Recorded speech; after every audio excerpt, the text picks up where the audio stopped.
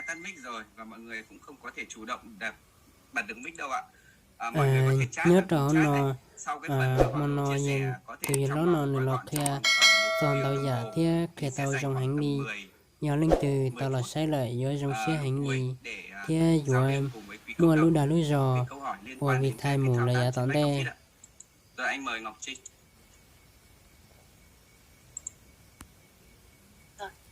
Xin chào mừng tất cả quý cô chú anh chị đã đến với buổi Zoom tối hôm nay của Ban điều hành VThay Việt Nam ạ. Và lần đầu tiên thì cho phép em Trinh xin được gửi tới toàn thể quý cộng đồng một lời chúc sức khỏe và chúc cho tất cả cộng đồng chúng ta sẽ cùng nhau trao và nhận được thật nhiều giá trị trong buổi tối ngày hôm nay ạ. Và trước khi vào với nội dung của buổi Zoom tối nay thì em Trinh cũng xin phép được giới thiệu qua một chút về bản thân ạ. Em tên đầy đủ là Nguyễn Thị Ngọc Trinh. Năm nay em Trinh 35 tuổi và hiện tại cũng đang sinh sống và làm việc tại thủ đô Hà Nội. Và kính thưa với cộng đồng, ở đây cũng là lần đầu tiên mà em Trinh được phép là được xuất hiện ở trên phòng Zoom của Ban điều hành VThay Việt Nam. Bởi vậy mà cũng kính mong tất cả quý cộng đồng chúng ta hãy cùng hoan hỉ đón nhận được không ạ? Và kính thưa quý cộng đồng, thì cũng như những buổi Zoom trước, thì trước khi bước vào cái nội dung chính mà speaker tối nay chia sẻ, thì em Trinh cũng xin phép được nói qua phổ biến với tất cả mọi người về một số những nội quy của phòng Zoom để chúng ta có thể cùng nhau có một cái buổi Zoom với toàn thể cộng đồng thật là chất lượng, được không ạ? Thì cái đầu tiên mà em Trinh muốn cộng đồng chúng ta hãy cùng nghiêm túc thực hiện, đấy là chúng ta hãy bật camera, để tên của chúng ta và tắt tiếng khi tham gia phòng Zoom. Điều thứ hai đó là nếu như quý cộng đồng, quý cô chú anh chị có việc riêng cần phải di chuyển thì đề nghị chúng ta có thể là tắt camera tạm thời để tránh ảnh hưởng tới cái không gian chung của phòng Zoom. Điều thứ ba em Trinh muốn nhắc mọi người đấy là gì ạ? Chúng ta không viết vẽ lên màn hình trong quá trình speaker đang chia sẻ. Điều thứ tư đấy là gì? Chúng ta không tự ý bật mic. Ở đây thì anh Hoàng Độ đã chủ động là tắt mic của tất cả mọi người rồi. Thì sau cái bài chia sẻ của anh Hoàng Độ sẽ có cái phần thời gian dành cho tất cả quý cộng đồng chúng ta sẽ đặt những câu hỏi có liên quan đến bài Zoom mà hôm nay anh chia sẻ. Đó là một số những nội quy của phòng Zoom mà quý cô chú anh chị, nếu như chúng ta thường xuyên vào nghe Zoom của VThay Việt Nam thì cũng đã nắm khá là rõ rồi, đúng không ạ? Đấy, và kính thưa quý cộng đồng, thì mặc dù cái giao diện mới của VThay cũng đã có được một thời gian rồi, đúng không ạ? Nhưng mà không kể là những cô chú lớn tuổi, mà thậm chí là những người mà trẻ tuổi hơn, đúng không ạ? Có cái những cái gọi là kỹ năng về công nghệ thì cũng còn rất nhiều cái bỡ ngỡ đó, hoặc là thao tác nó chưa được mượt mà lắm. Bởi vậy mà ngay tối hôm nay thì Ban điều hành VThay Việt Nam vẫn đã lựa chọn cái nội dung của buổi Zoom tối nay, đó là hướng dẫn đào tạo về các thao tác liên quan đến back office với cái nền tảng giao diện mới. Và tối hôm nay thì là một buổi Zoom mà với bản thân em Trinh thì nó rất là quan trọng khi mà chúng ta được thực hiện trên một cái giao diện mới và bằng một cái thiết bị là điện thoại di động, đúng không ạ? Và sau đây thì em Trinh cũng xin được giới thiệu nơi đây một người speaker sẽ chia sẻ cái nội dung này buổi tối hôm nay cùng với chúng ta. Anh cũng là một trong 9 thành viên của Ban điều hành VThay Việt Nam, và là một người rất là đẹp trai và cũng có rất nhiều cống hiến cho cộng đồng VThay Việt Nam. Và chúng ta hãy dành một tràng pháo tay để đón chào lên đây speaker Hoàng Độ ạ. Vâng, xin được cảm ơn. Mời anh ạ. Xin được cảm ơn Ngọc Trinh. Và xin Hoàng Độ cũng xin gửi lời chào tới quý cộng đồng. Gần 200 đại sứ đã có mặt trong phòng Zoom ngày hôm nay để nghe cái buổi chia sẻ của Hoàng Độ. Thì chắc là đối với cộng đồng thì Hoàng Độ cũng không có xa lạ gì cả. Bởi vì Hoàng Độ thời gian trước của Hoàng Độ cũng hay lên Zoom. Và trong mỗi buổi Zoom thì Hoàng Độ vẫn nói rằng là không bao giờ quên và gửi cái lòng biết ơn đến cái người mà đã cho mình cái cơ hội đến với VThay. Cách đây khoảng 1 năm, hơn 1 năm rồi, thì tháng 3, tháng dịp Covid cách ly ấy, thì Hoàng Độ đã được tìm hiểu sâu hơn về VTay, và Hoàng Độ gửi lời qua Zoom này thì Hoàng Độ gửi lời cảm ơn tới chị Thảo Thị Phương, là cái người mà bảo trợ trực tiếp đã cho Hoàng Độ cái đường link để Hoàng Độ có thể có một cái công việc, có một cái mức thu nhập gọi là rất là tốt đối với VTay. Và cũng cảm ơn thuyền trưởng Tony Bùi, cảm ơn các thành viên trong ban điều hành, đặc biệt là cảm ơn tất cả những thành viên trong team của Hoàng Độ đã đồng hành cùng với VTay và coi VTay nó là sự nghiệp, là một cái công việc để chúng ta có thể thay đổi cuộc sống của chính chúng ta và giúp đỡ cho nhiều người khác có cái cuộc sống tốt đẹp hơn. Vì đây nó là một cái dự án dài hạn, nó không phải là một kênh đầu tư tài chính, mặc dù nó cho chúng ta cái công cụ để đầu tư, đó chính là đầu tư vào giá trị của VTAG, đó chính là đồng VTacoin. Và như Hoàng Độ chia sẻ là nếu như quý cô chú anh chị muốn gia tăng cái tài sản của mình, ngoài cái việc là chúng ta bỏ cái công sức ra để chia sẻ lan tỏa cái cơ hội VTay đến với mọi người, thì cái thời điểm này là cái thời điểm mọi người lên mua và giữ cho mình một số lượng, có thể là 100 VTay, một vài trăm VTay, tùy theo cái tình hình tài chính của mình, để chờ cái giai đoạn khi mà cộng đồng lớn và VTay hoàn thiện nền tảng thì VTay Public thì chắc chắn một điều là gì ạ? Nó sẽ tăng giá rất lớn, bởi vì đó chính là cái giá trị vốn hóa của công ty. Giống như Bitcoin ngay thời điểm gần đây á, mọi người có thể nhìn thấy là đồng Bitcoin tăng giá rất lớn. Và trong cái thời kỳ khủng hoảng nền kinh tế số ấy, thì cái tiền kỹ thuật số, công nghệ blockchain nó sẽ phổ cập. Và chúng ta là những người may mắn, những người tư duy mở, được tiếp cận cái mạng này và có cơ hội để sở hữu những cái đồng tiền đó. Và cũng không để mất nhiều cái thời gian mà quý cô chú anh chị chờ lâu, thì hôm nay Hoàng Độ sẽ xin chia sẻ về cái cách mà chúng ta có thể đăng nhập, thao tác cơ bản trên cái giao diện của VTay, trên cái nền tảng mới, và đặc biệt nó là trên cái smartphone. Hôm trước thì speaker anh Đoàn Đại cũng đã chia sẻ cho mọi người về cái thao tác ở trên máy tính. Có đằng sau đấy thì cũng có giới thiệu về smartphone, nhưng mà qua bằng slide. Thì hôm nay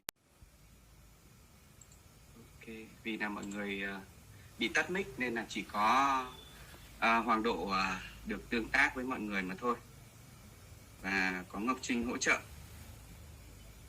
Đây thì trên màn hình của cộng đồng đang nhìn thấy, đây chính là cái màn hình điện thoại. Đây chính là chiếc điện thoại của Hoàng Độ. Điện thoại này thì cái màn hình nó cũng khá là rộng.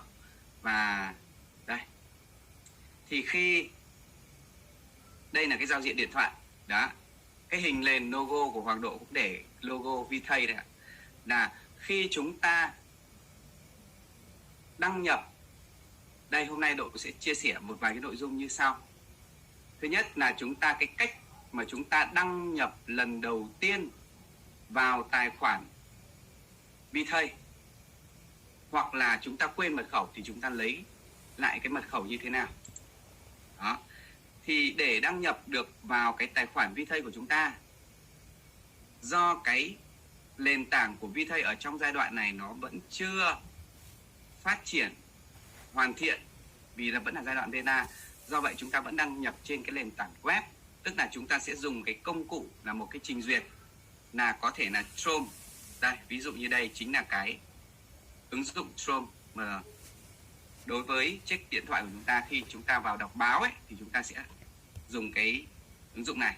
Hai là chúng ta có thể trên cái iPhone ấy, thì nó có cái ứng dụng mặc định đó là Safari. Và đây là hệ điều hành của Độ là chiếc điện thoại Samsung, thì chúng ta có thể sử dụng Chrome này hoặc là Cốc này, chúng ta có thể tải về.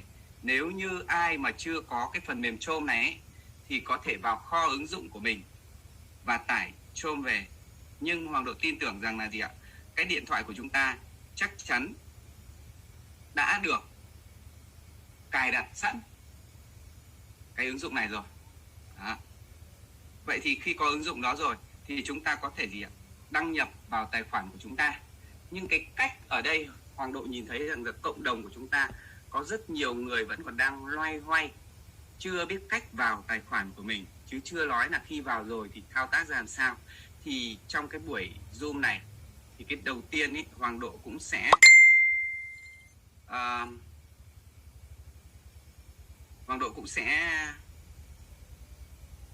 hướng dẫn mọi người cái đăng nhập lần đầu tiên. Để đăng nhập lần đầu tiên, hoặc là chúng ta muốn không nhớ mật khẩu mà chúng ta quên mật khẩu ấy, thì chúng ta làm thế nào? Thì chúng ta ở phía dưới này, dưới cái phần đăng nhập, nó sẽ có cái phần là quên mật khẩu, forgot password, cái phần màu xanh này. Chúng ta sẽ bấm vào đó. Và chúng ta sẽ nhập vào cái gì vào đây? Email. Bạn Sùng Cớ đang chia sẻ, Độ đang chia sẻ màn hình như vậy, lại đang vẽ viết lên. Ok.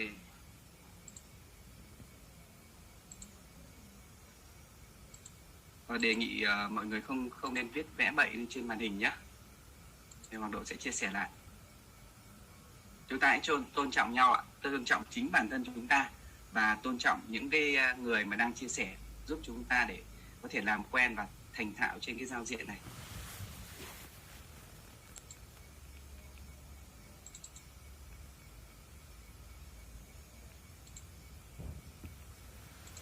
Ok, Độ đang nói dở. Tức là trong cái lần đăng nhập lần đầu tiên ấy, hoặc là chúng ta muốn lấy lại cái mật khẩu mà chúng ta đã vô tình quên ấy, thì chúng ta sẽ bấm vào mục quên mật khẩu. Thì phần này chúng ta sẽ điền cái gì? Điền cái email. Hoàng Độ nhắc lại là cái email mà quản lý cái tài khoản của chúng ta. Cái email luôn luôn là cái chìa khóa quan trọng nhất để mở tài khoản. Vậy điền cái email. Giả sử cái tài khoản này Hoàng Độ sẽ điền đây. Đây chính là email. Và email này chúng ta gì ạ? Đang cài trên một thiết bị di động của chính chúng ta. Giả sử cái email này đang được cài trên cái điện thoại mà Hoàng Độ đang thao tác này. Lên cài, bởi vì khi mà chúng ta nhập cái email này và chúng ta bấm vào mục submit này. Đó, mọi người có thể nhìn thấy nó đang quay đấy. Và như vậy là gì ạ? Nó đã gửi cho chúng ta một cái email rồi. Ngay lập tức nếu như cái mail đó đang quản lý tài khoản VTay của chúng ta, thì ngay lập tức công ty sẽ gửi cho chúng ta một cái email với nội dung như sau. Đây, chúng ta vào mail. Thì trong rất nhiều cái ứng dụng này thì mọi người cũng sẽ lên cài cho mình một cái ứng dụng, đó chính là Gmail. Đó. Và đây chúng ta sẽ, vì chúng ta có thể có nhiều email, thì chúng ta vừa nãy chúng ta nhập cái mail nào thì chúng ta phải vào cái mail đó. Ở đây ví dụ như trên thiết bị điện thoại của Độ này thì có cài rất nhiều email. Nhưng mà cái quan trọng là mọi người để ý này, vừa nãy Hoàng Độ nhập vào cái email là Khôi đây ạ, hl0206a@gmail.com, thì chúng ta sẽ phải vào cái email này. Đó. Và như quý cộng đồng vừa biết là gì ạ? Đối với lần đầu tiên chúng ta đăng nhập, hoặc là chúng ta muốn thay đổi cái mật khẩu của mình, thì chúng ta sẽ thao tác như vậy. Và ngay lập tức công ty sẽ gửi cho chúng ta một cái email với cái nội dung, với cái tiêu đề là gì ạ? No reply, do VTay account password reset, tức là cái yêu cầu mà bạn thay đổi mật khẩu nó đã gửi vào đây. Và chúng ta phải lưu ý là gì ạ? Cái mail mới nhất và mail gần nhất. Lưu ý là mail mới nhất và mail gần nhất.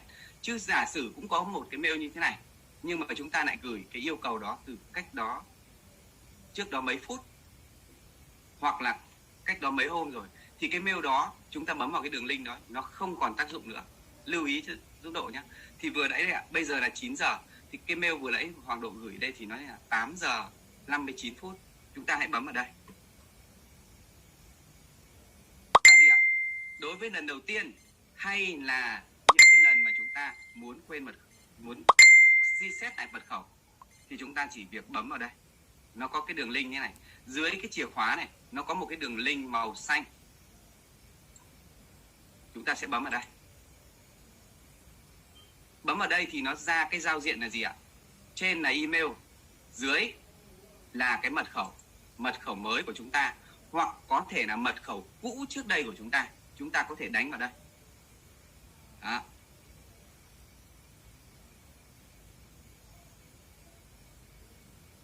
Đó.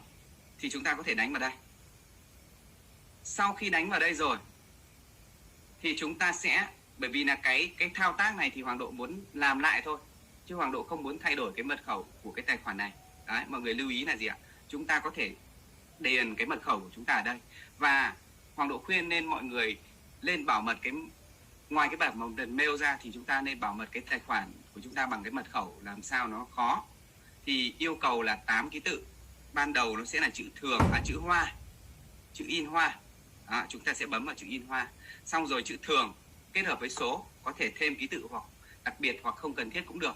Nhưng lưu ý mật khẩu này thì chúng ta lên giữ cho riêng mình. Và sau khi mà điền xong ấy thì chúng ta sẽ bấm vào mục confirm ở phía bên dưới này, là chúng ta có thể đăng nhập được.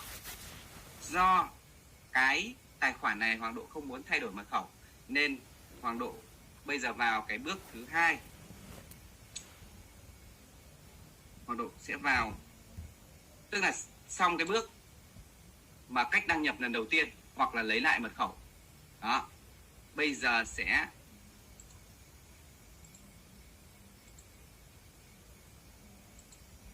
đây. Bây giờ Hoàng Độ chỉ vào lại thôi ạ.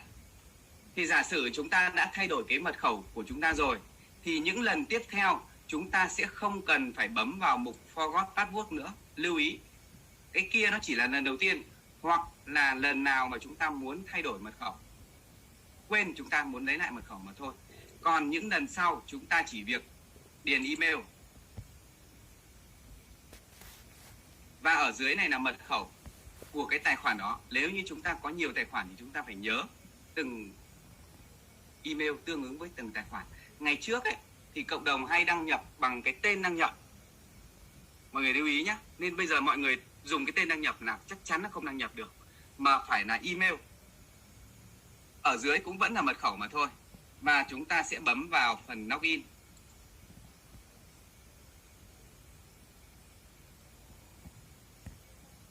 Login có nghĩa là đăng nhập đấy ạ.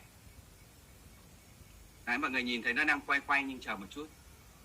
Hy vọng là cái kết nối mạng ở nhà của Độ nó vẫn đủ để cho mọi người nhìn thấy. Đây, thì đây là khi chúng ta đăng nhập vào ấy, thì đầu tiên chúng ta sẽ nhìn thấy một cái giao diện rất là đẹp của cái nền tảng mạng xã hội VThây trên cái nền tảng mới. Nó không phải là trong cái MBO hay trong cái back office của chúng ta, mà nó vẫn là ở cái phần My Wall ấy, tức là tường của chúng ta đấy ạ.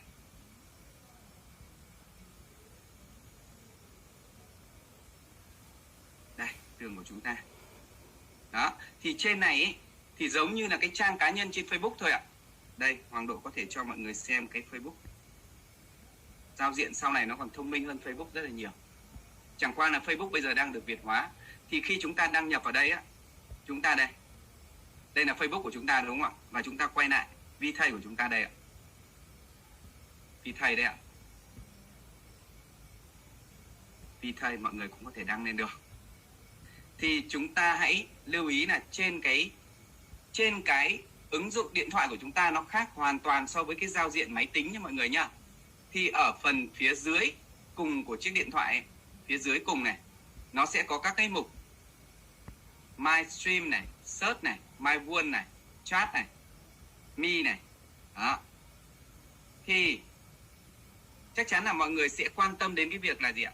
Vào đâu để thay đổi cái ảnh bìa, ảnh đại diện và đăng hình ảnh, đúng không ạ? Đây thì Hoàng Độ sẽ đầu tiên để mà thay đổi ảnh bìa, ảnh đại diện của chúng ta thì chúng ta phải bấm vào cái mục là Me, tức là của tôi đấy ạ. Me đây ạ, phía cuối nhá. Mọi người, Hoàng Độ sẽ làm khá là chậm thôi để mọi người có thể làm được. Sẽ bấm vào Me. Thì đây nó là gì ạ? Cái trang cá nhân của chúng ta. Còn My Wall tức là cái tường của chúng ta. Đó, Me tức là bản thân tôi. Thì đây cái link này đặt tên là gì ạ? Link name thôi nè, Tony buổi sáng. Một cái ID phụ mà Độ đang quản lý. Đó. Thì chúng ta sẽ có thể biết được là cái thời điểm, kiểm tra cái thời điểm mà ID này bắt đầu tham gia vào mạng xã hội. Bản thân chúng ta cũng sẽ kiểm tra được bằng cách bấm vào đây. có 3 gạch ở bên phải ấy, ngay bên cạnh phần tên 3 gạch ở bên phải nó sẽ có phần là gì ạ? Đây, mọi người có thể bấm vào nhé. Đó. Đây. Thì có nghĩa này ạ, join tức là cái ngày mà tham gia ấy, là ngày 13 tháng 1 năm 2021. Country tức là cái quốc gia là Việt Nam. Đó.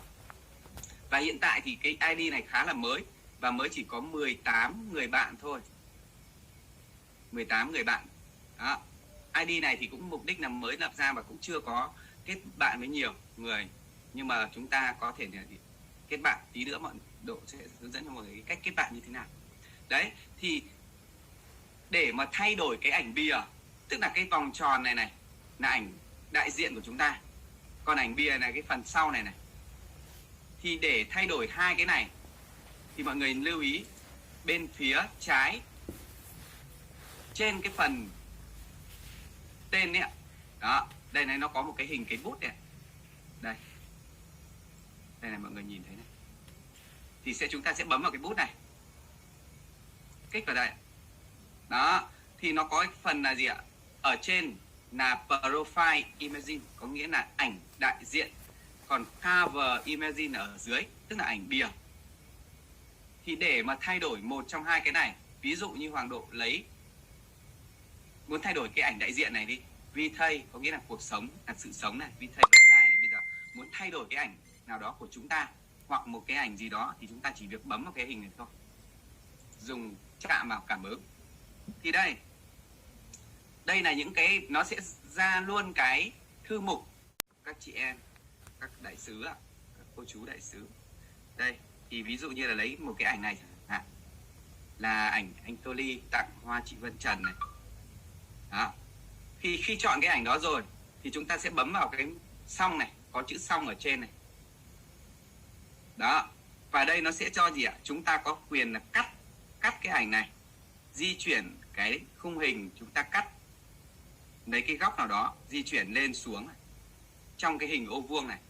Nếu như chúng ta thấy ok cái đoạn này này, muốn từ chân trở lên này, hay hoặc lửa như thế này thôi chẳng hạn, nửa người thôi chẳng hạn, hoặc là nhỏ lại thôi. Đó, thì chúng ta cũng có thể cắt. Đây.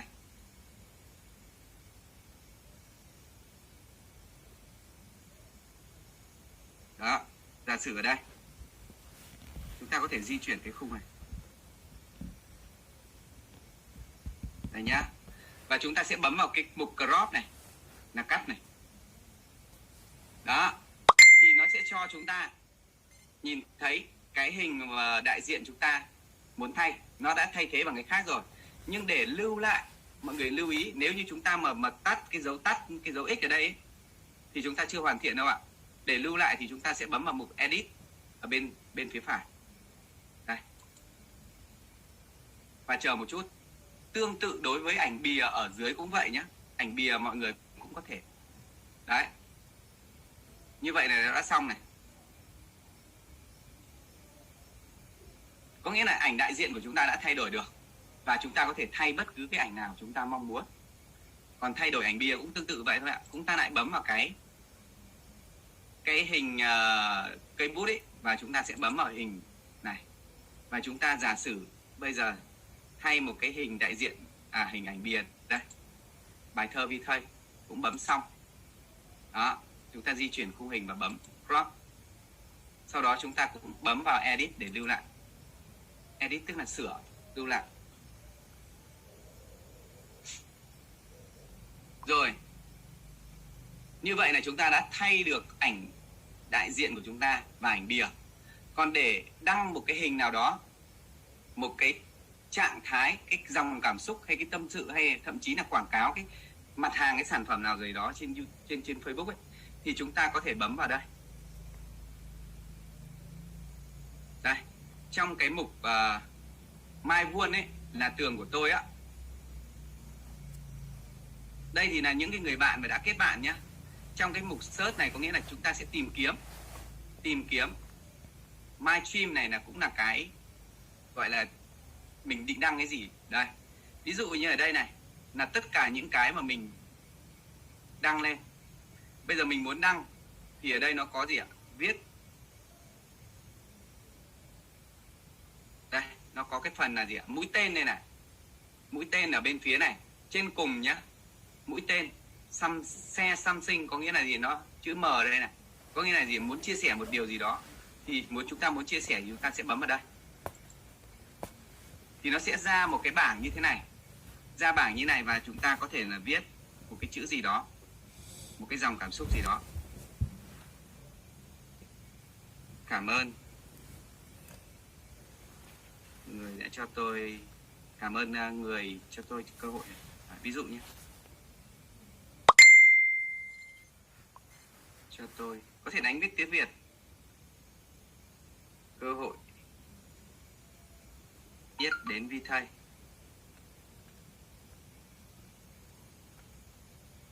Đó.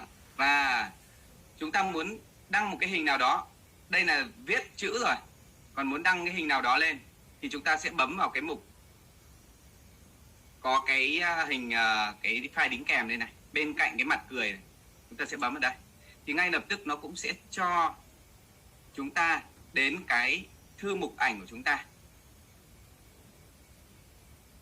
Đây, rất là nhiều những ảnh này. Đấy, hôm nọ thì đấy. Và chúng ta có thể đăng rất nhiều cái ảnh này lên, rất nhiều những cái ảnh này lên. Đây, đây hôm vừa rồi là cũng sinh nhật tháng 3 này. Bây giờ mà nền tảng nó nhanh lên rất là nhiều rồi. Đấy, đăng rất là nhiều những cái ảnh này lên. Mặc dù cái ảnh này đều chụp là dung lượng lớn đấy ạ. Đó.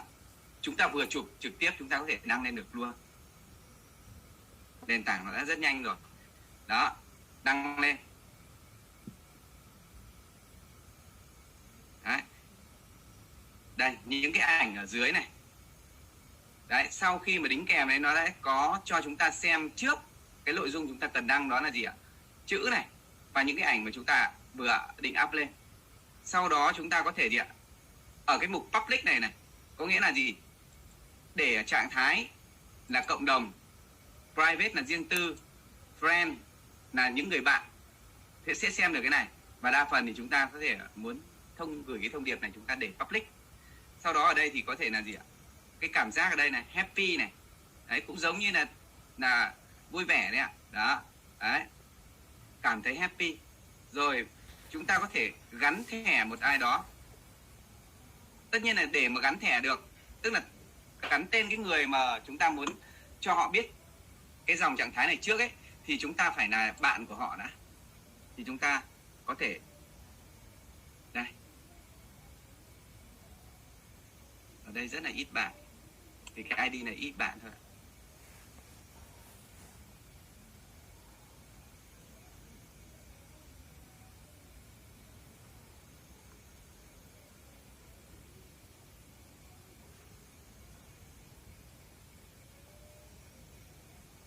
Đây, ví dụ như là muốn gắn thẻ bạn Hoàng Độ chẳng hạn.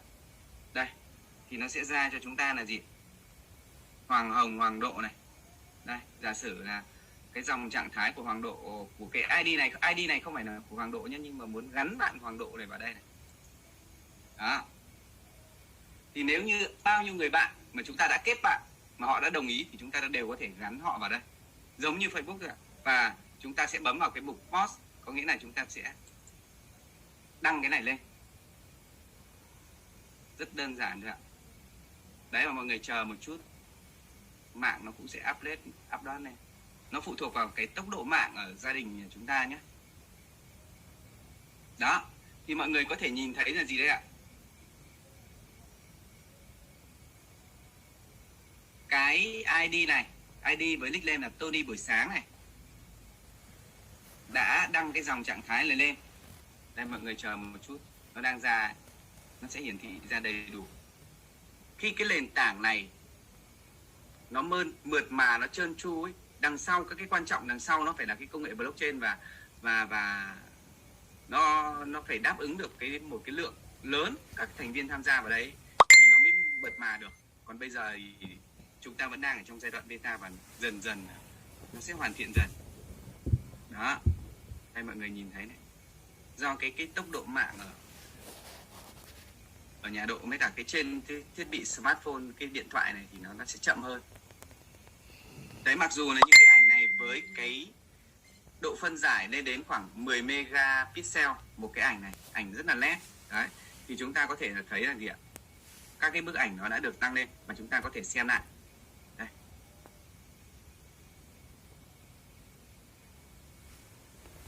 Đấy là những cái bức ảnh mà đã được đăng lên rồi nhá. Còn ở với đây, giả sử Hoàng Độ sẽ vào một cái ID của Hoàng Độ đây. Bằng máy tính, vừa rồi là bằng điện thoại thôi ạ. Còn đây là bằng máy tính này, thì mọi người sẽ kiểm tra được luôn là cái ID kia đã gắn cái thẻ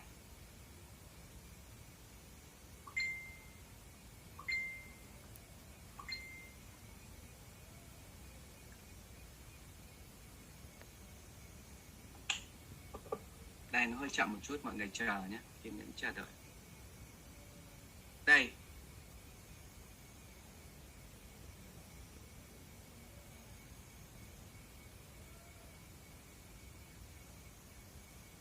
đây là cái trang cá nhân. Đây, mọi người có thể nhìn thấy là gì ạ? Cái giao diện trên máy tính nó sẽ khác hoàn toàn so với cái giao diện trên điện thoại của chúng ta, đúng không ạ? Đây, mọi người có thể nhìn thấy luôn cái dòng cái đây ạ, ngay bên cạnh đây ạ, Tô Ly buổi sáng này. Cảm ơn người cho tôi cơ hội biết đến Vi Thây. Đấy, một cái dòng đăng lên như vậy thôi, đã được gắn thẻ với Hoàng Độ, và ngay lập tức nó sẽ hiện lên luôn cái trang đầu tiên của cái khi mà gọi là cái người bạn của mình là Hoàng Độ này, mở cái này ra, giống như chúng ta mở Facebook ra ấy. Đấy, thì đây là gì ạ? Độ đang đăng nhập trên hai cái thiết bị. Một là điện thoại để hướng dẫn quý cộng đồng vào đăng cái trên cái giao diện điện thoại, và Hoàng Độ cũng đăng nhập luôn vào cái ID của mình trên máy tính. Thì mọi người nhìn thấy là trên máy tính nó sẽ có những cái mục như thế này, nhưng đa phần chúng ta sẽ làm quen với điện thoại. Bây giờ Hoàng Độ sẽ quay trở lại điện thoại nhá. Quay trở lại điện thoại đây ạ. Đây.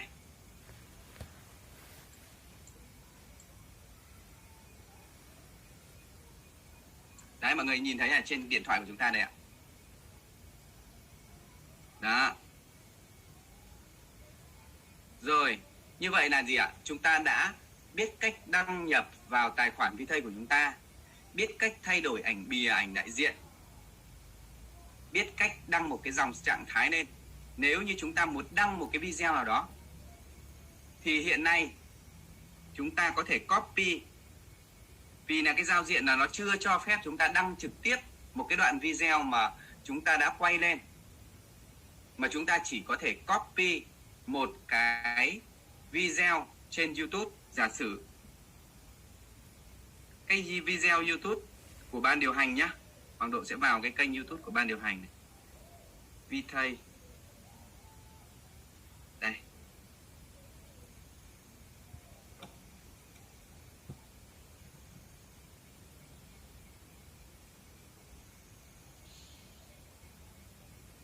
Chúng ta sẽ vào YouTube của ban điều hành.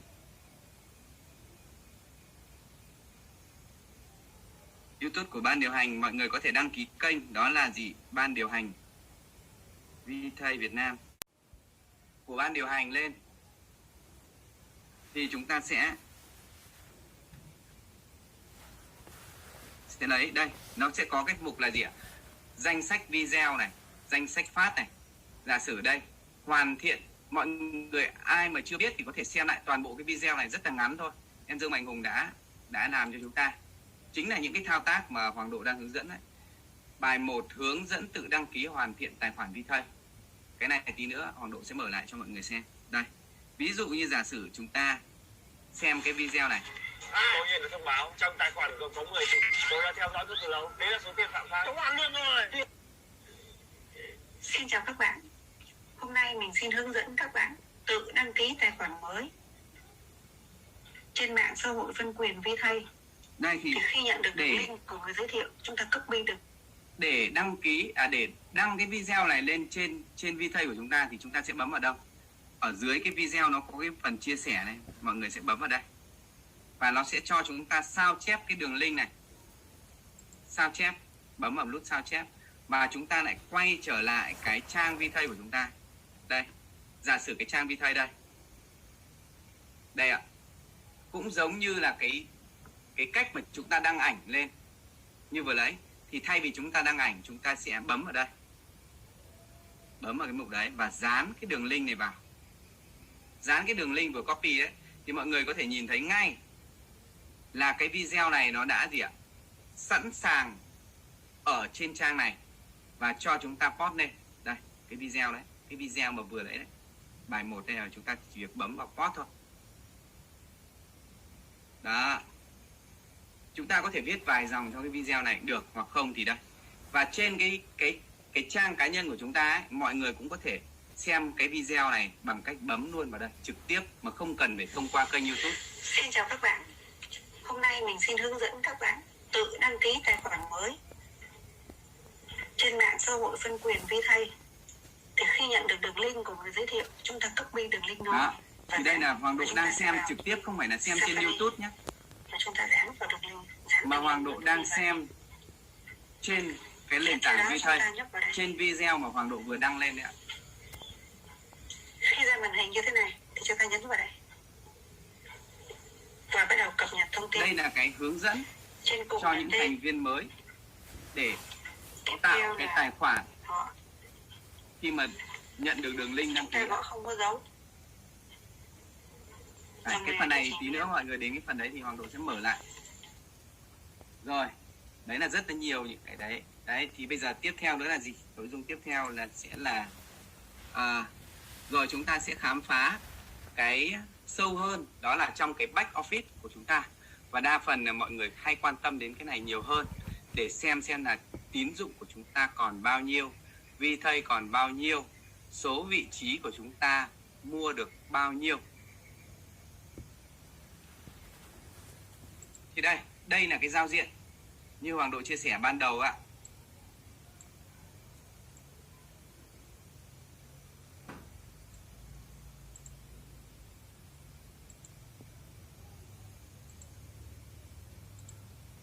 Đây.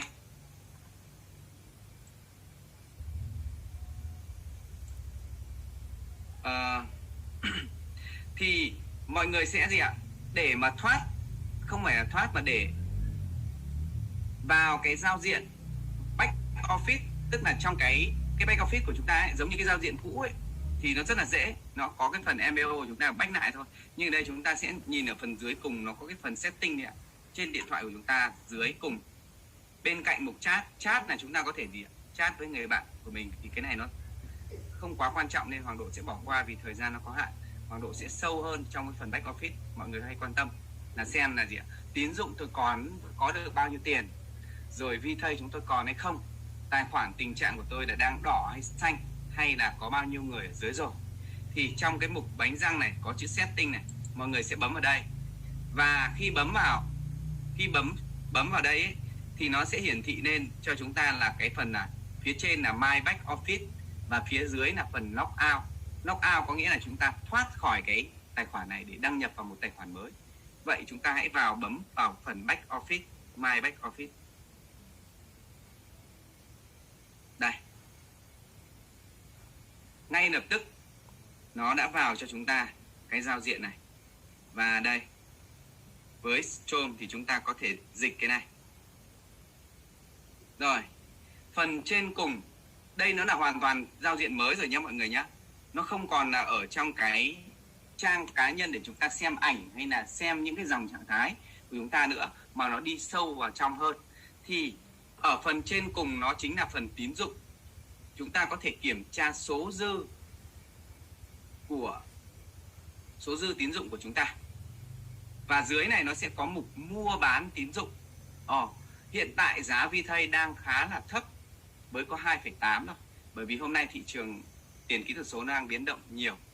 Thì giả sử Hoàng Độ ở đây, nguyên tắc của chúng ta là vẫn trên 200 tín dụng là đã được rút ra.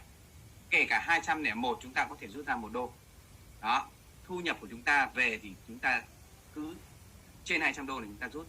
Vậy Hoàng Độ bây giờ sẽ thử thao tác cho mọi người là sẽ rút 23 tín dụng này Muốn rút thì chúng ta sẽ bấm vào cái phần là gì ạ? Chữ ở dưới, đó là mua bán tín dụng, chúng ta sẽ bấm vào đó. Thì ngay lập tức nó sẽ hiển thị ra phần mua và phần bán. Nếu chúng ta muốn bán số credit, số dư ấy, thì chúng ta sẽ bấm vào bán. Và ở đây mọi người nhìn thấy là số dư VThây ở cái tài khoản này đang là bằng như không VThây, đúng không ạ? Số dư VThây rất là ít. Đấy, có 0,072 thôi. Và bây giờ thì chúng ta sẽ bấm vào bán, đúng không ạ? Bấm vào buy và sell ấy thì nó sẽ có phần bán. Đây, dịch cho mọi người. Thì chúng ta sẽ bán, bấm vào chữ bán. Ngay lập tức nó hiển thị cho ta một cái bảng. Thứ nhất, ở trên là giá VThây, số dư tín dụng. Vậy chúng ta sẽ nhập vào đây số tín dụng chúng ta được bán, và chúng ta chỉ được phép bán là gì ạ? Cái số mà 200 đô trở, số dư ấy, còn chừa lại 200 đô tối thiểu. Ở đây Hoàng Độ sẽ bán là 23. 23 sẽ nhập vào đây con số 23. Rồi ạ, là số lượng thì số lượng, và phần dưới này sẽ là phần mật khẩu. Mật khẩu là gì ạ? Mật khẩu chính đây ạ. 23. Đấy, Hoàng Độ đang làm trên điện thoại đấy. Thì chúng ta sẽ thấy rằng gì ạ? Với cái giá là 2,77 hiện tại này, rất là rẻ thôi. Nếu như thời điểm này ai mà có nhiều tín dụng, đặc biệt những thành viên mới tích cực, thì chúng ta sẽ thu được một lượng VThây khá lớn. Chúng ta sẽ thu được là 8,29 VThây. Ngay lập tức bây giờ Hoàng Độ sẽ bán luôn cho mọi người xem. Ở dưới nó sẽ làm một phần là password, có nghĩa là mật khẩu của chính cái tài khoản này đấy ạ. Đây. Do Hoàng Độ đã lưu cái mật khẩu này rồi nên là chỉ việc bấm vào thôi. Đó. Và chúng ta sẽ bấm vào phần sell. Và chúng ta chờ trong giây lát.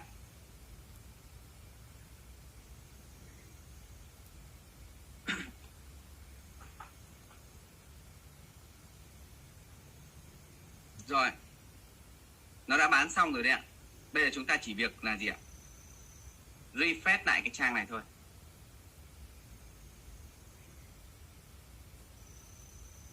Refresh lại, mọi người chờ một chút.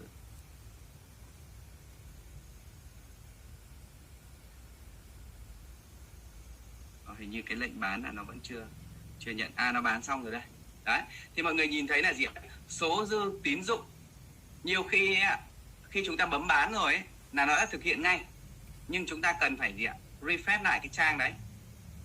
Refresh thì muốn refresh thì chúng ta chỉ việc lấy cái ngón tay chúng ta kéo nó xuống thôi. Chạm vào màn hình điện thoại và kéo nó xuống hoặc vuốt nó lên là chúng ta có thể refresh. Thì gọi là loát lại cái trang đấy ấy, thì chúng ta nhìn thấy này, số dư tín dụng đã bị giảm mất 23 đô. 23 đô nó vào đâu? Đây nó có hiển thị rõ ràng là trừ đi 23 đô ở mục sell credit. Dưới này thì là sẽ gì ạ? Hoa hồng từ ma trận vườn này, rất chi tiết, 0,0 mấy đô này. Đó. Hàng ngày luôn. Đấy, thì chúng ta sẽ kiểm tra ở ngay mục VThây. Đây, chúng ta sẽ thoát ra cái phần màn hình chính bằng cái nút back lại ở đây.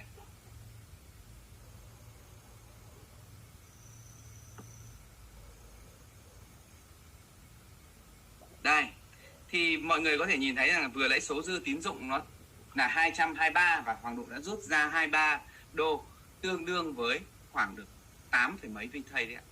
Đây, chúng ta có thể bấm vào cái mục VThây Wallet, bấm vào chữ này thì nó sẽ cho chúng ta cái lịch sử luôn, chi tiết lịch sử. Nó được cộng là 8,32 VThây vào trong cái ví của chúng ta, và hoàn toàn chúng ta có thể quy đổi cái số VThây này ra tiền Việt Nam đồng bằng cách bán cho cộng đồng hoặc bán trên sàn. Đấy, đây là rút VThây ra. Cái ID này họ mới làm được một thời gian thôi, nhưng mà họ có lịch sử đây.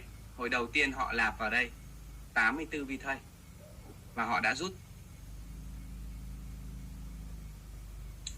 ra 121 VThây. Tất nhiên họ chừa lại một phần để mua vị trí. Đó. Đấy, thì ở đây họ đã gì ạ? Hoàng Độ vừa thao tác luôn, bởi vì Hoàng Độ đang quản lý cái ID này và thấy rằng là phải hướng dẫn cộng đồng thì khi mà chúng ta số dư tín dụng của chúng ta khi giá VTay thấp là chúng ta có thể đổi ngược lên, và ngược lại khi giá VTay cao thì chúng ta có thể sell trở lại, tức là bán buy, mua lại tín dụng. Đó, đấy là việc là mua bán nhé, mua bán rất đơn giản đấy ạ. Bán thì mua thì ngược lại thôi ạ. Vừa nãy là bán đi 23 đô để đổi sang VTay, còn mua ngược lại tín dụng thì chúng ta sẽ cũng chỉ việc bấm vào buy thôi. Và đây cũng để số lượng. Giả sử đấy vừa nãy là 2,77, bây giờ nó lên 2,97, nó gần giống như một cái sàn giao dịch ấy. Nhưng mà Hoàng Độ không khuyến khích mọi người trade trong cái thời điểm này, mà hãy lên để có thu nhập thì tích trữ VTay, bởi vì VTay trong thời gian tới khi nó ổn định chắc chắn là nó sẽ tăng giá, bởi vì VTay có thời điểm đã lên 12,6 đô rồi. Ai mà cảm thấy cái thời điểm này mà sợ là xuống bán đi thì chắc chắn là rất là tiếc đấy, trong tương lai sẽ không mua lại được cái giá này đâu ạ. Đấy, thì trường hợp nếu như chúng ta có VTay mà chúng ta muốn đổi xuống thì chúng ta sẽ bấm vào buy credit, tức là từ VTay mua lại tín dụng thì cũng nhập cái số lượng cần mua, là giả sử 10 đô chẳng hạn, hoặc 20 đô tùy theo cái số lượng VTay của chúng ta. Đấy, 10 thì chúng ta sẽ mất 5 VTay. Đó, với cái giá VTay đang 2,98, mất 5,01. À đâu, mất có 3,3 thôi, Hoàng Độ xin lỗi. Thì cái phần còn lại, đây, cái phần remaining ấy là phần còn lại, bởi vì ở đây đang có dư là 8,3, 8,37 vừa mới đổi xong. Nhưng nếu chúng ta muốn đổi lại 10 hoặc là vừa đổi 23 đi, vừa nãy rút ra 23 đúng không ạ? Thì bây giờ gì ạ? Chúng ta chỉ có mất 7,7. Đấy, nếu như thế này đã là tính ra đã là lời rồi. Nhưng Hoàng Độ không khuyến khích mọi người làm cái này, không khuyến khích trade lên trade xuống nhé. Ở phần chat mọi người đang muốn nhắn gì cho Độ đây ạ? Mọi người đang chat gì đấy ạ? Tiếng nhỏ quá, không nghe được, làm sao thế ạ? Trinh có nghe được anh Độ nói không? Ngọc Trinh ơi, quý đại sứ mà vẫn nghe được Hoàng Độ nói thì có thể là chat vào phần đấy để Hoàng Độ biết nhé. Bởi vì có thể là gì ạ? Một số người thì do cái mic của mình ấy, do cái điện thoại của mình thôi, nghe to. Vâng ạ, vâng, rất là xin cảm ơn chị Thùy vẫn nghe rõ rồi ạ. Vâng, xin cảm ơn cộng đồng. Thế thì ai mà đang không nghe rõ ấy, thì có thể để kiểm tra lại, thoát ra và đăng nhập lại nhé. Ok, xin cảm ơn mọi người. Đấy, Hoàng Độ hôm nay làm sẽ rất là chậm thôi.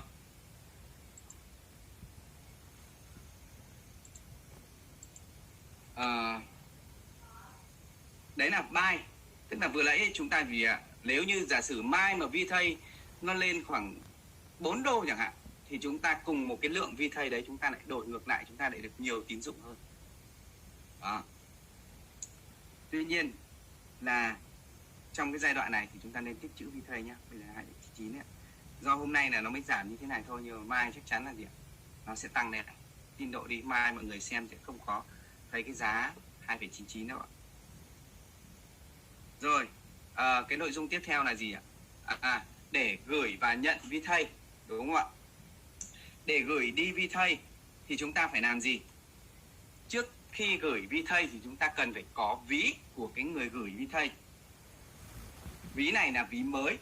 Trường hợp ví đã có rồi, giả sử chúng ta đã áp cái địa chỉ ví của người mà chúng ta định chuyển rồi, thì chúng ta sẽ kiểm tra cái ví đó ở trong cái mục VTay Wallet. Đây, mọi người có thể bấm vào đây. Và chúng ta sẽ kiểm tra cái mục Address Book. Trong cái mục ở đây nó sẽ có cái phần là gì ạ? Unverified. Còn đối với trường hợp mà gì ạ? Một cái ID khác chúng ta muốn lấy ví thì chúng ta sẽ vào đâu để lấy ví? Giả sử muốn xem địa chỉ ví của cái tài khoản này thì chúng ta sẽ bấm vào đây. Nhận được đây ạ. Đấy, thì chúng ta sẽ thấy rằng địa chỉ ví đây này. Nếu như chúng ta muốn gửi cái địa chỉ ví này cho một người nào đó và người đó để người ta lấy VTay ấy, người ta gửi VTay cho chúng ta thì chúng ta phải copy cái địa chỉ này thôi. Copy và gửi cho họ. gửi cho có thể là gửi qua Zalo, qua Messenger hoặc qua SMS. Đây, ví dụ như là gửi qua Zalo đi. Đây, ví dụ như là đây, Hoàng Độ đang làm demo thôi nhá. Đấy, đây là chúng ta gửi cái địa chỉ ví của mình hoặc là người khác gửi cho chúng ta. Đó, thì cần phải có, muốn gửi VTay đi thì cần phải có địa chỉ ví. Rồi bây giờ thì do cái địa chỉ vừa nãy chính là cái địa chỉ của cái ví này, nhưng bây giờ Hoàng Độ muốn lấy một cái địa chỉ ví mới hoàn toàn. Hoàng Độ sẽ đăng nhập một cái tài khoản khác nhé.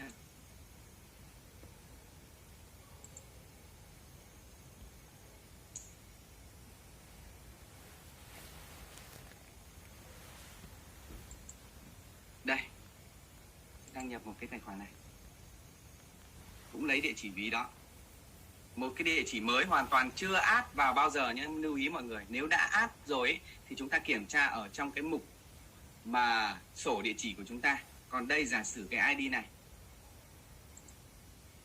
đây là đang đăng nhập trên máy tính. Máy tính nó khác hoàn toàn so với điện thoại đấy ạ, nhưng mà các cái thao tác thì tương tự thôi ạ. Đây, cũng bấm vào VTay Venice và cũng bấm vào mục Receipt là nhận này để copy cái địa chỉ ví. Đây, dưới cái mã QR code này thì chúng ta sẽ copy cái này. Chúng ta sẽ copy, sao chép cái địa chỉ ví đấy và chúng ta sẽ gửi qua Zalo nhá. Đây.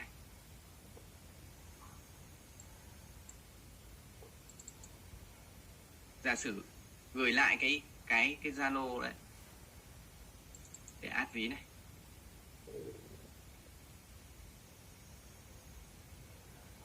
Gửi ra qua Zalo, gửi qua Messenger hay cái gì đó cũng được. Đây, Hoàng Độ sẽ trả lời lại cái này.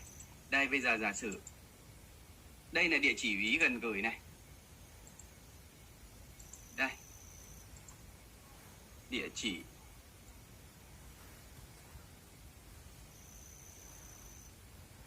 gửi VTay.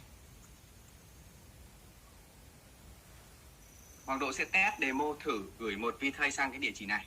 Địa chỉ ở dưới là hoàn toàn là địa chỉ mới, chưa được add vào cái tài khoản kia bao giờ.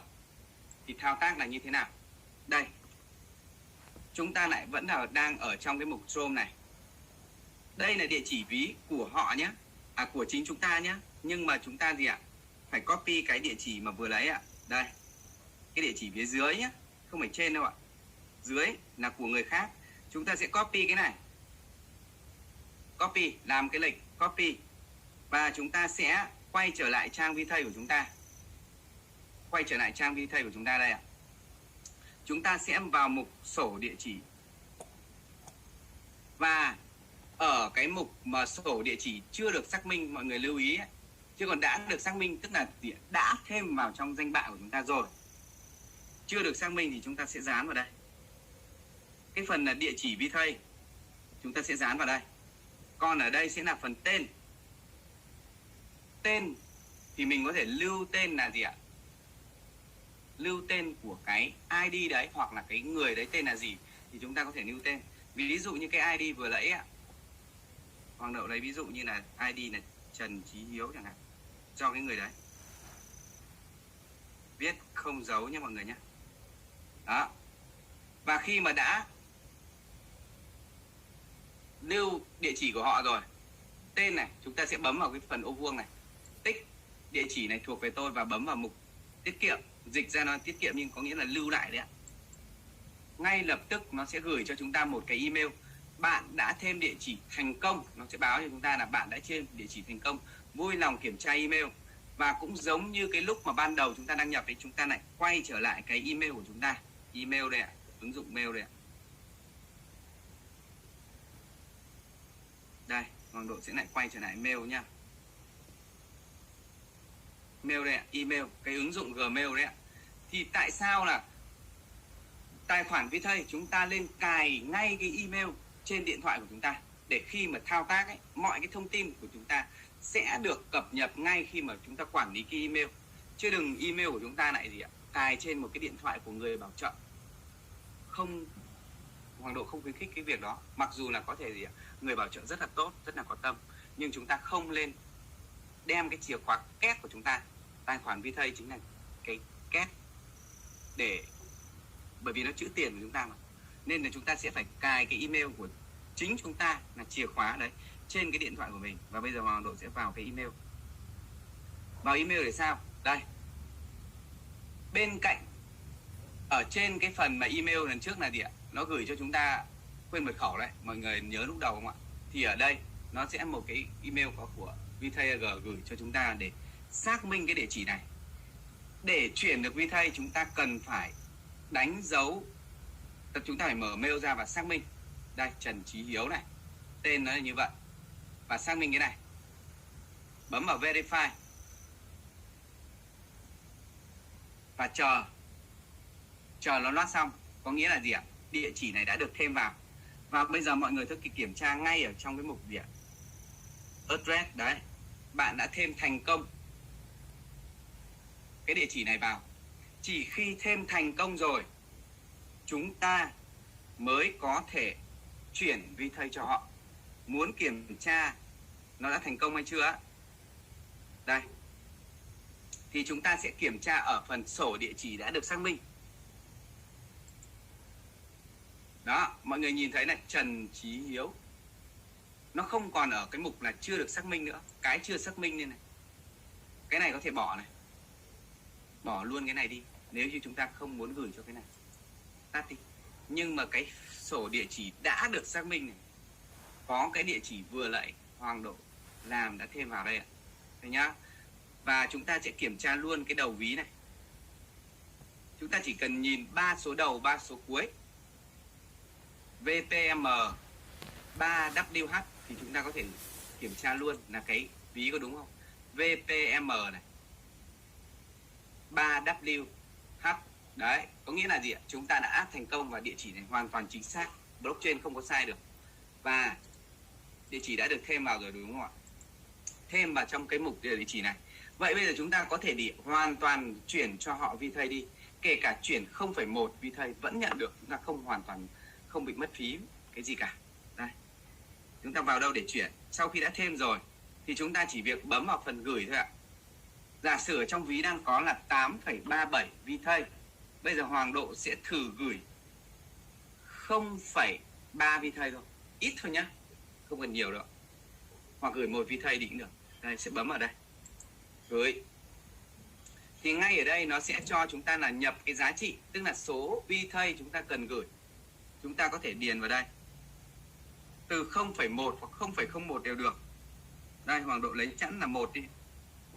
Mọi người sẽ nhìn thấy là nó sẽ không mất phí. Giống như sàn mà gửi về ấy, thì chúng ta sẽ bị mất phí. Nhưng mà ở đây nó là gì ạ? Tài khoản của chúng ta chuyển nội bộ cho nhau, không bị mất phí. Và chúng ta ở phần dưới này là chúng ta sẽ chọn địa chỉ này. Đó, chọn địa chỉ. Mọi người nhìn đây này. Đó, thì nó sẽ ra rất là nhiều cái địa chỉ mà chúng ta lưu. Và cái lưu gần nhất là Trần Chí Hiếu này, nó sẽ ở lên trên. Còn những cái ví kia nó ở dưới. Chúng ta sẽ chọn, bấm vào đó, chọn, chứ đừng nhầm dâu ông nọ cắm cằm sang bà kia. Trần Chí Hiếu chúng ta sẽ bấm vào đây. Và ở dưới này chúng ta sẽ lại nhập mật khẩu.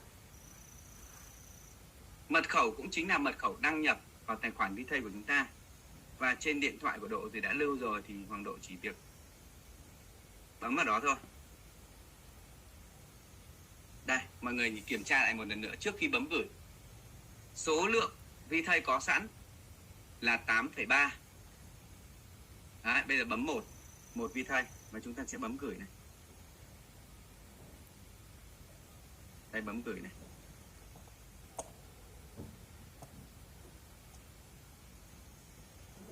Sau khi gửi rồi chúng ta có thể kiểm tra, Hoàng Độ sẽ hướng dẫn mọi người kiểm tra lại cái lịch sử gửi đi bằng cách nào. Đây nó báo là gì ạ? Ồ, có vẻ dường như là có một cái lỗi gì đó, nhưng không sao cả. Cái giao diện này nó vẫn đang thực hiện đấy. Mà mọi người chỉ cần refresh lại nó thôi ạ. Chờ một chút ạ.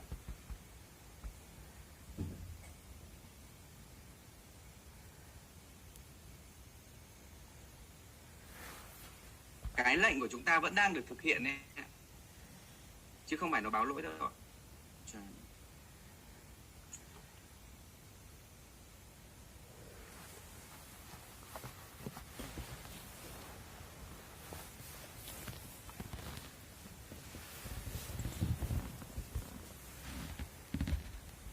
Mạng nó hơi chậm một chút.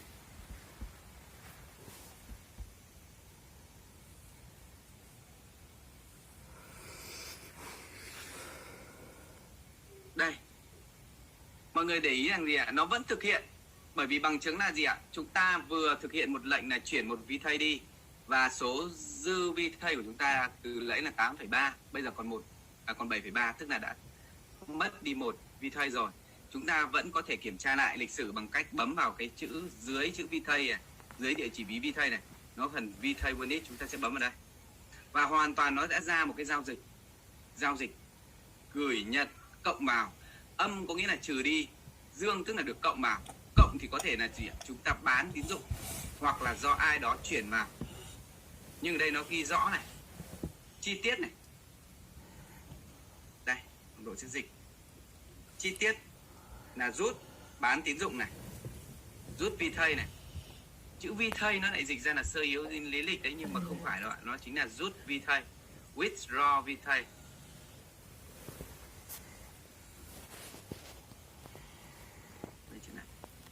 Đây, sẽ bấm vào VThey Unit. Nó sẽ có mục là rút VThey, và chúng ta hoàn toàn có thể kiểm tra được cái giao dịch này chuyển đi cho ai, ví nào, bằng cách bấm vào đây, chi tiết. Đây mọi người nhìn này, bấm vào cái đường link này thì ngay lập tức nó sẽ có một cái mã hash này để truy xuất cái một VThey này đi đâu, bằng cách chúng ta sẽ bấm vào mục chi tiết, go to Explorer, bấm vào đây ạ. Đó, đây mọi người nhìn thấy là gì ạ? Cái giao dịch này in progress, có nghĩa là đang thực hiện. Và gì ạ? Cái người nhận đây, đây là cái địa chỉ ví người nhận một VThey, có đuôi là VPM, đối chiếu với trong danh bạ địa chỉ của chúng ta là cái lưu tên là gì ấy, thì chúng ta chỉ việc kiểm tra cái đầu ví này mà thôi. Kiểm tra cái đầu ví này 3WH đấy, đó chính là của Trần Chí Hiếu đấy. Và cái này thì đang được là thực hiện, đang thực hiện. Chờ một chút nữa là nó sẽ sang cái này đã được xác thực qua 6 validate này, tức là 6 cái giao dịch xác thực. Và chúng ta có thể kiểm tra được là gì ạ? Cái người nhận này này, VEIP này, có địa chỉ này này, là ai thì đối chiếu với cả cái trong danh bạ của chúng ta. Danh bạ là chúng ta giống như vừa nãy, chúng ta phải lưu lại thì chúng ta mới có thể gửi VThey đi được. Và blockchain này nó cực kỳ là thông minh và nó cực kỳ là rõ ràng, minh bạch. Mọi cái được ghi lại hết, nên không có sự nhầm lẫn. Nếu ai đó vô tình mà chuyển nhầm sang cho người nọ, ví dụ như là Độ vừa muốn chuyển cho Trần Chí Hiếu một VThey nhưng mà lại chuyển nhầm sang người khác, thì hoàn toàn là chúng ta có thể kiểm tra lại giao dịch này và kiểm tra xem cái đầu ví đấy là của ai. Thì đây, ví dụ như là đây nhá, VEIP này, chúng ta chỉ cần nhớ 3 cái ký tự đầu của ví này. Chúng ta sẽ kiểm tra trong cái mục address book này xem là chúng ta lưu tên là ai với cái đầu ví là VEIP. Chúng ta lưu thì chúng ta phải biết, chứ còn nếu mà chúng ta lưu mà lại ẩn danh, chúng ta không lưu rõ ràng, đấy là do chúng ta nhé, kiểu chúng ta đặt tên nhé. Thì VEIP đây này, nó là gì ạ? Ví tổng đây ạ. Giả sử như vậy. Đấy, chúng ta lưu cái gì thì nó sẽ ra như vậy. Nếu như chúng ta muốn bán cho ai, muốn chuyển cho ai thì nó sẽ ra như thế. Và cái có thể khẳng định luôn là cái người này sẽ nhận được 121 VThey. Nào, hoàn toàn không bao giờ sai này. Bây giờ xem lại cái một VThey này nó đã sang chưa nhá. Chúng ta lại bấm vào đây, go to Explorer. Đấy, nó hiển thị như thế này, 6 valid date này, confirm ấy. Có nghĩa là gì ạ? Cái giao dịch này đã hoàn thiện. Và đây, Hoàng Độ vẫn đang mở trên máy tính cái ID vừa lại. Chúng ta có thể kiểm tra xem có đúng là gì ạ? Cái Trần Chí Hiếu này có được nhận 100 VThey, một VThey không nhá. Chúng ta sẽ bấm vào VThey Unit này. Đây, vừa nãy xong này ạ. Mọi người có thể nhìn thấy đấy ạ. Deposit VThey. một VThây đây ạ, vào lúc 14 giờ 51. Tại sao bây giờ là 9 giờ 53 tối mà nó lại hiển thị là 14 giờ 51? Thì đây nó tính theo giờ quốc tế nhé mọi người nhé. Nó tính theo giờ quốc tế ở bên Thụy Sĩ ạ. Đó, ngày thì là vẫn là ngày 10 tháng 3 rồi. Đây, cái giao dịch này đã được xác nhận. Một VThây đã chuyển sang đây. Đấy là thao tác hoàn toàn là gì ạ? Từ cái ID trên điện thoại, Hoàng Độ đang làm trên điện thoại. Đây. Chuyển thử một VThây đi sang cái ID trên máy tính. ID trên máy tính. Rồi, đấy là cái phần nội dung, mặc dù là hôm nay là nó còn nhiều cái thao tác nữa, nhưng mà mỗi hôm chúng ta sẽ học một chút thôi. Đấy là cách thêm địa chỉ ví và gửi nhận VThây. Gần như là hôm nay thì Hoàng Độ cũng đã chia sẻ những cái cơ bản rồi. Bây giờ Hoàng Độ sẽ giới thiệu qua một vài cái nữa để buổi sau chúng ta lại học tiếp. Chứ nếu như một ngày mà chúng ta học nhiều quá, không thao tác được. Đây, thì nó còn có nhiều cái phần khác nữa cơ. Đây sẽ Hoàng Độ sẽ giới thiệu trên này. Đấy, mọi người nhìn thấy là cái giá VThây nó lại tăng rồi đúng không ạ? Vừa nãy Hoàng Độ đổi ra được lời này 2,77. Tức là gì ạ? Chúng ta có đô và chúng ta đổi ra VThây được lời hơn. Bây giờ nó 3,19 rồi. Và dự kiến là mai nó sẽ lại còn tăng nữa. Đó, nó tăng giảm này theo biến động theo thị trường và nó không ảnh hưởng gì cả. Nếu như ai là cái người mà đầu tư vào VThây mua lúc giá cao thì vẫn cứ chờ đợi để đến khi nào mà nó gì ạ? Giống như cổ phiếu chúng ta mua giá cao ấy thì chúng ta phải chờ đến khi mà nó gì ạ? Cao hơn cái giá chúng ta mua chúng ta mới bán. Chứ còn nếu mà chúng ta bán lúc thấp ấy, thì chúng ta chấp nhận là lỗ. Còn nếu làm VThây ấy thì không có rủi ro gì cả. Những người mới vào VThây giá 12 đô với giá hiện tại là 2 đô hay 3 đô, nó không ảnh hưởng gì cả luôn. Vẫn là như vậy, chúng ta vẫn cứ đều phải trả cái phí tối thiểu là 200 đô mới được nâng cấp sang. Đấy thì cái phần là gì ạ? Để nói về cái phần mà kiểm tra được số lượng vị trí chúng ta mua được bao nhiêu, thì hiện tại thì do cái giao diện này nó chưa chia ra luôn. Ngày trước thì nó ra là bao nhiêu unit thì chúng ta có thể tính được. Nhưng ở đây chúng ta có thể làm phép tính chia ngược lại là lấy cái số gì ạ? Energy này, Airpoint này, EP ấy ạ, là 171.000 chia cho 150 thì Hoàng Độ sẽ lấy đây 150 bao nhiêu nhỉ? 171.000 171 chia cho 150. 150 là gì ạ? 150 like đấy ạ.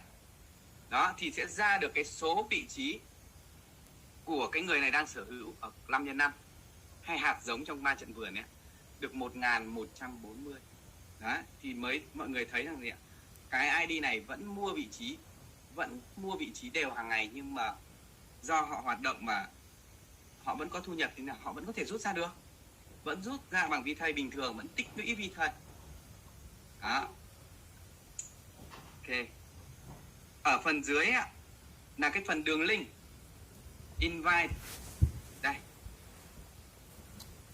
là chúng ta gì ạ? Có sẵn trong đây, chúng ta có thể lấy mã thông báo vào cái mã mời thông báo này để copy cái đường link này. Copy cái đường link này. Đây, copy này. Copy cái đường link đấy và gửi cho bạn bè. Vì thời gian nó có hạn mà Hoàng Độ làm thì nó cũng chậm thôi, chứ không muốn làm nó nhanh quá. Sẽ cố gắng là làm một cái file cứng cho mọi người. Đây, copy cái này. Mã thông báo này. Đây nhá, sẽ copy này.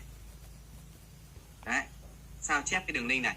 Copy cái đường link này và giả sử đăng ký cho người mới ấy, thì chúng ta sẽ gửi sang đây thôi. Gửi cái link vừa copy đấy,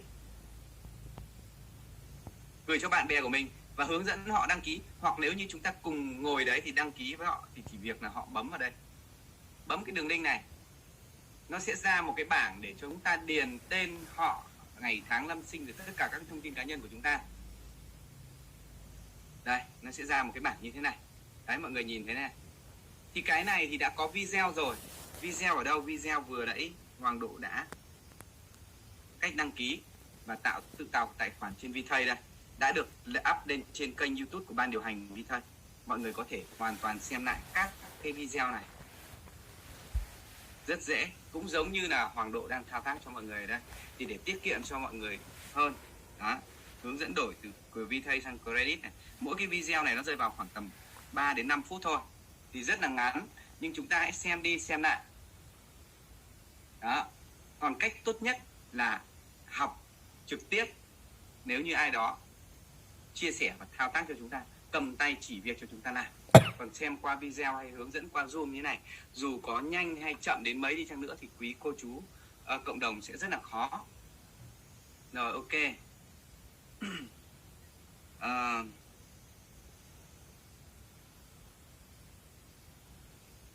Còn cái phần nào nữa nha.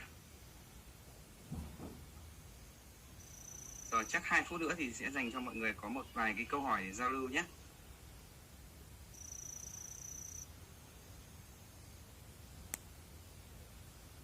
Đây. Cái phần là C-Log này. Có nghĩa là gì ạ? Xem cái thu nhập của họ đấy ạ.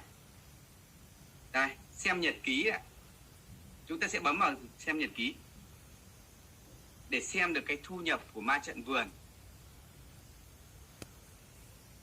Đó, mỗi ngày khoảng vài 10 mấy đô ấy chẳng hạn. Đó. Rồi thu nhập ở dưới. Dưới là ma trận mục đích. Đó. Ma trận mục đích. Hệ thống chưa có nhiều nên cả tháng này nó vẫn mới ít thôi ạ. Nhưng nó rất là công bằng. Đó. Ma trận vườn. Rồi. Đây là cái giá của VTay. Rồi phần dưới nữa là cái mục là gì ạ? See Sunburst, tức là xem cái cây hệ thống của chúng ta đấy. Đây. Thì đây là ma trận 3x8. Còn Garden là bên cạnh. Đây chúng ta có thể bấm vào Garden này. Cũng có tầng 1, tầng 2, tầng 3, tầng 4, tầng 5 này. Đấy, những cái vị trí upgrade này, những cái vị trí đăng ký này, thường là vị trí đăng ký này sẽ đầy sớm này. Rồi mà đây là ma trận mục đích này. Đấy, ma trận mục đích thì mới có thế này thôi ạ. Mới có 4 người. Không có nhiều. Vì ID này rất là mới. Nhưng là đều là đang rất là xanh. Và họ học tập, họ lan tỏa, họ là làm việc thì đối với VTay, vì tại sao nó cái giai đoạn mà rất là nhiều đại sứ hỏi Độ là nhiều người rất là mua nhiều vị trí rồi nhưng mà bây giờ nó chưa có thu nhập. Thứ nhất là nó chưa có sự tương tác giữa cộng đồng với nhau ở đây, chưa có nhiều vị trí rơi. Chắc chắn là trong cái giai đoạn public thì những cái vị trí chúng ta mua sớm ấy sẽ có thu nhập. Còn trong cái giai đoạn này thì chúng ta cần phải có hệ thống làm việc thì chúng ta mới có thu nhập được. Và đặc biệt là làm cái gì nó cũng sẽ có cái công thức thành công. Thì hôm trước thuyền trưởng tôi đi Bùi của chúng ta cũng đã gì ạ? Tổng hợp lại và đưa ra một cái công thức thành công cho những cái tài khoản mới, cho những người mà phát triển theo cái hình thức đó. Chứ còn lần trước là tất cả những thành viên ban điều hành, bản thân cả Độ cũng thế, đã gặp lỗi rất là nhiều khi mà triển khai cái doanh nghiệp của chúng ta. Đấy thì phần vừa rồi là cái phần mà Hoàng Độ chia sẻ cho quý cộng đồng về cái một vài cái thao tác cơ bản trên cái back office của VTay trên cái nền tảng là di động, điện thoại di động chứ không phải là máy tính. Nó rất là thân thuộc với chúng ta. Thì hy vọng là quý cộng đồng cũng sẽ đón nhận được và cũng nắm được một phần nào đó. Còn sẽ có những cái buổi như thế này cầm tay chỉ việc ở tại văn phòng Hà Nội. Mọi người ở gần văn phòng Hà Nội thì cũng có thể là đến đấy tham dự. Và bây giờ thì Hoàng Độ sẽ dừng cái buổi chia sẻ của mình, xem màn hình và sẽ biết Ngọc Trinh còn ở đây không? Ngọc Trinh còn bật mic lên, anh cũng sẽ bật mic lên cho mọi người để giao lưu một chút. Em đây ạ. Xin cảm ơn thay mặt cho toàn thể cộng đồng VTay Việt Nam đang nghe cái buổi Zoom này. Thì xin được gửi tới anh Hoàng Độ lời cảm ơn, bởi vì là những cái chia sẻ rất là tỉ mỉ, rất là chi tiết của anh về những thao tác ở trên cái back office trong cái nền tảng giao diện mới trên cái chiếc điện thoại của chúng ta, đúng không ạ? Và có lẽ là hy vọng rằng thì qua cái buổi Zoom này thì chúng ta có thêm học được thêm nhiều kỹ năng và có thể là thao tác được trên cái thao tác được trên cái điện thoại của mình. Và một lần nữa thì có thể là 10 phút cuối nhỉ. Nếu như mà cộng đồng có ai có câu hỏi gì thì anh bật mic lên để chúng ta có thể cùng giao lưu, cùng đặt câu hỏi và anh Hoàng Độ sẽ hỗ trợ tất cả chúng ta giải đáp những cái thắc mắc còn tồn đọng ạ. Xin kính mời cộng đồng ạ. Ok, anh cảm ơn Ngọc Trinh nhá. Bây giờ thì anh Độ sẽ bật mic cho mọi người lên này. Còn ít phút nữa thôi. Bây giờ thì mọi người có thể chủ động bật mic được rồi đấy ạ. Cho chú hỏi tí Hoàng Độ. Bây giờ cái video cái clip mà Hoàng Độ tôi nói từ tối đến giờ là có được quay có phát lại không? Cái mà vừa chia sẻ từ tối này đúng không ạ? Đúng rồi, chú muốn chú muốn đi học lại mấy cái này này. Dạ được, cháu có ghi lại và mai sẽ gửi cho em Dương Mạnh Hùng để em Mạnh Hùng up lên YouTube. Mặc dù là cái video này nó không phải là video ngắn chú nhé, bởi vì cháu chia sẻ rất là chậm. Nhưng nếu như mà ai mà muốn xem từng mục ấy ạ, thì vừa nãy cháu có hướng dẫn là mọi người vào cái kênh YouTube của ban điều hành là có từng mục nó ngắn thôi. Nhưng của cháu vừa nãy là gần như là gì ạ? Tổng hợp từ đầu đến cuối. Nó khá là dài nhưng mà cũng sẽ được up lại cái buổi Zoom ngày hôm nay. Nên là chú yên tâm ạ.